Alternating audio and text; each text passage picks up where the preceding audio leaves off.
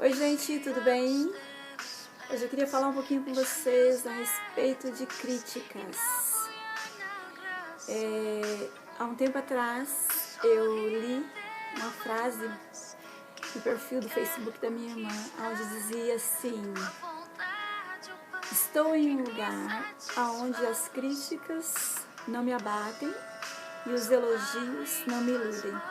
Eu pensei, poxa, que tudo essa frase, que show, fantástica. Por quê? Porque em algum momento da nossa vida, quando nós estamos desenrolando um projeto, quando os elogios começam a chegar, é um perigo, porque quando nós começamos a vencer algumas batalhas da nossa vida e as pessoas começam a reconhecer as nossas conquistas e os elogios começam a chegar, é muito perigoso nós nos apegarmos a esse elogio e a gente ficar ali simplesmente abraçado nesse troféu. E como diz aquela frase, que o inimigo do melhor é o tá bom. Porque quando a gente alcança algum sucesso e a gente olha para esse sucesso e diz assim, tá bom, então isso é um risco de nós estagnarmos e não irmos em busca daquilo que Deus tem para nós, do melhor. E por outro lado, quando nós somos criticados, quando a gente é duramente criticado, nós temos que ter o cuidado de estar numa posição onde a gente não seja tendencioso aí nem para um extremo e nem para o outro. Porque se o extremo dos elogios pode nos paralisar, de igual forma as críticas também podem. Elas podem nos retardar a alcançar o objetivo que nós esperamos da vida. E quando nós alcançamos essa disposição mental de estar em um lugar, não físico, é lógico, mas um lugar mental ou espiritual, onde a gente não se deixa abater pelas críticas, não se ilude com os elogios. Eu me lembro que há quase 10 anos atrás, quando nós fomos ordenados a pastores, eu e meu marido, fomos ordenados pelo pastor Nelson Braido, e que para nós é um motivo de honra. De vez em quando, naquela época, ele ligava e era muito comum que às vezes ele me pegava meio desanimada, meio chorosa por conta de alguma crítica, de alguém que se levantava contra aquilo que nós estávamos fazendo, mas a realidade é que toda vez que a gente se levanta para fazer algo, a gente vai ser criticado. Como diz aquela célebre frase de Aristóteles: se você não quer ser criticado, então não faça nada. Não faça nada, não diga nada, não seja nada. Porque sempre que a gente começar a produzir algo, a gente vai ser notado, né? Sempre que a gente está em um projeto, muitas vezes esse projeto nos lança para um patamar, para um lugar onde a nossa vida se torna uma vitrine. E muitas vezes as pedradas começam a chegar. E aí a gente precisa ter a sabedoria e a maturidade, né? Como dizia o meu pastor quando ele me ligava. Ele dizia: minha filha, se Jesus, sendo perfeito, foi caluniado, foi criticado, você não é melhor do que ele? Então nós temos que ter sempre isso em mente, que Jesus foi perfeito e mesmo assim ele não foi isento de críticas, nem mesmo assim ele foi isento de receber as bordoadas da vida. Em primeiro lugar, nós somos, às vezes recebemos crítica, e essas críticas elas podem ter duas vertentes. Quais são as pessoas que podem nos criticar? Às vezes somos criticados por pessoas que nos amam. Às vezes somos criticados por pessoas da nossa família que se preocupam conosco. E quando nós temos alguma ideia e que essa ideia foge um pouquinho do padrão que as pessoas esperam, um comportamento diferente daquilo que as pessoas esperam. Então as pessoas que nos amam, elas têm essa tendência de nos criticar por preocupação, por cuidado. E essas críticas devem ser levadas em consideração. Então, eu tenho aprendido a lidar com a crítica dessa forma. Não levando para nenhum extremo. Não descartando totalmente e nem pegando todas elas para mim.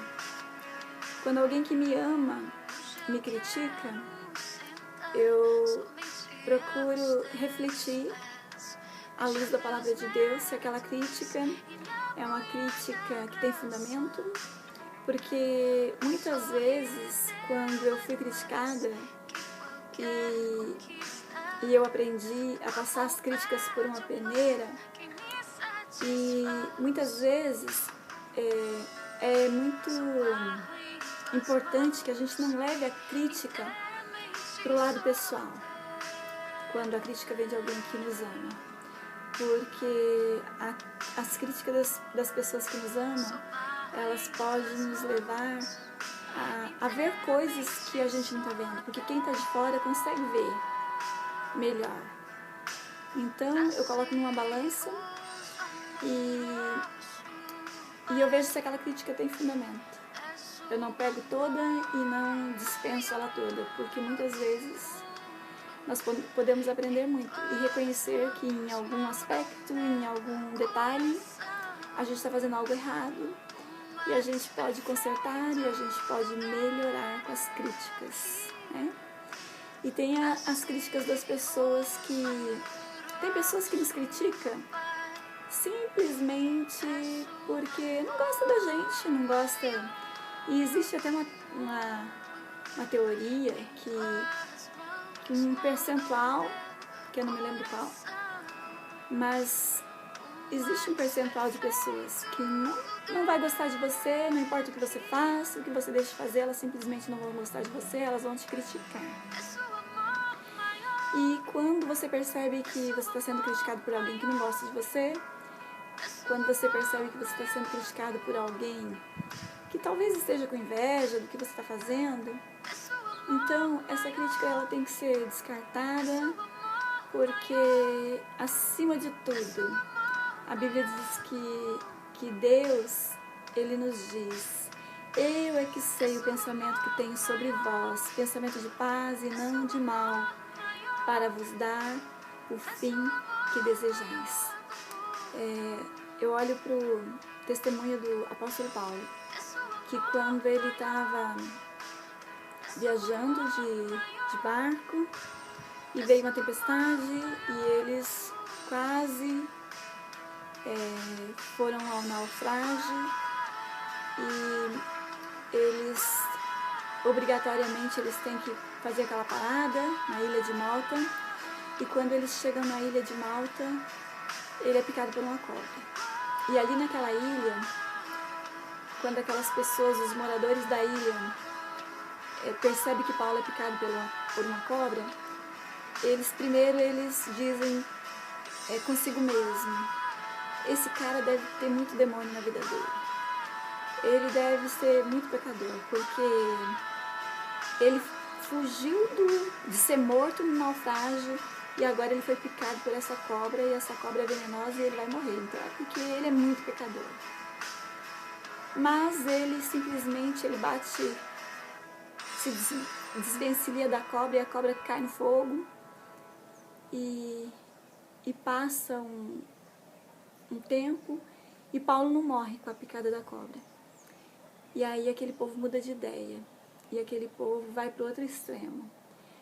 Esse cara não é pecador não, ele deve ser uma espécie de Deus, porque se essa cobra que ninguém consegue sobreviver à picada dela não matou ele, é porque ele é um Deus.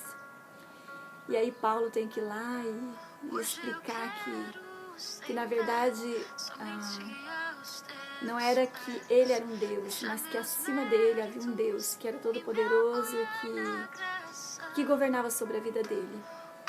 E essa história de Paulo, ela nos deixa uma lição, que em algum momento da nossa vida as pessoas vão nos criticar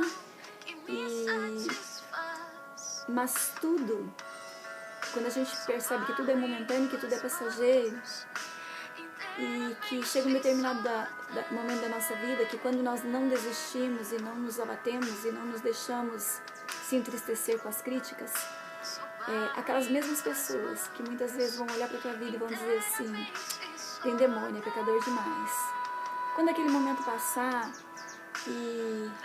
porque tudo passa, e essas pessoas te verem recebendo a bênção de Deus, o milagre de Deus, o cuidado de Deus, as mesmas pessoas que estavam ali te criticando são aquelas que vão te elogiar.